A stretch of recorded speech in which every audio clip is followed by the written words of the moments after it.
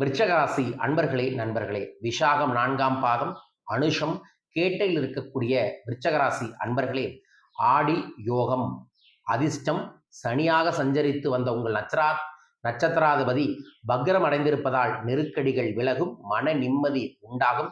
கடந்த மாதம் வரை இருந்து வந்த போராட்ட நிலைகள், சிக்கல் நிலைகள், பணத்தடைகள் சரியாகும். கோயில்களுக்கு சென்று வர வேண்டுதல்களை நிறைவேற்றுவீர்கள். சிலர் குலதெய்வ வழிபாட்டை மேற்கொள்வீர்கள். உறவினர் மத்தியில் செல்வாக்குகள் உயரும். ஜூலை 30 முதல் ராசிநாதன் லாபஸ்தானத்தில் சஞ்சரிப்பதால் எதிர்பாராத பணவரவு வரும். பொருளாதார நிலையில் செல்வாக்குகள் உயரும். குடும்பத்தில் இருந்த குழப்பங்கள், பிரச்சனைகள் முடிவிற்கு வரும்.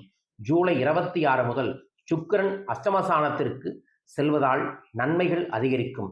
எதிர்பாலினரால் ஏற்பட்ட தொல்லைகள் விலகும். குடும்பத்தில் நிம்மதி உண்டாகும். ஜீவனஸ்தானத்தில் தொடர்ந்து கேது சஞ்சரித்து வருவதால் தொழிலில் கூடுதலாக அக்கறைகள் செலுத்துவது நல்லது. கவனமாக இருப்பதும் நன்மை. நீங்கள் கவனமாக இருக்க வேண்டிய நாட்கள் ஜூலை 22, 23, 24.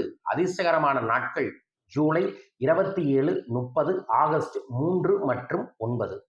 ஓம் ஷவும் சரவணபவ மந்திரத்தை தினமும் ஜபம் செய்யுங்கள். கோவை மருதமலை முருகனை வந்து மலையேறி வழிபாடுகளை செய்வதன் மூலமாக மனக்கவலைகள் நீங்கி மனதைரியத்தோடு வாழ்வில் வெல்வீர்கள். ஒரு வேல்காப்பை உங்க கையில் அணிந்து கொள்வது நல்லது. வாய்ப்பு இருக்கிறவங்க நம்ம அக்ஷயம் டிவைன் சென்டரில் கிடைக்கக்கூடிய வேல்காப்பை விருச்சிக ராசிக்காரர்கள் வாங்கி கையில் அணிந்து கொள்ளுங்கள். நல்லது நடக்கும். வாழ்க.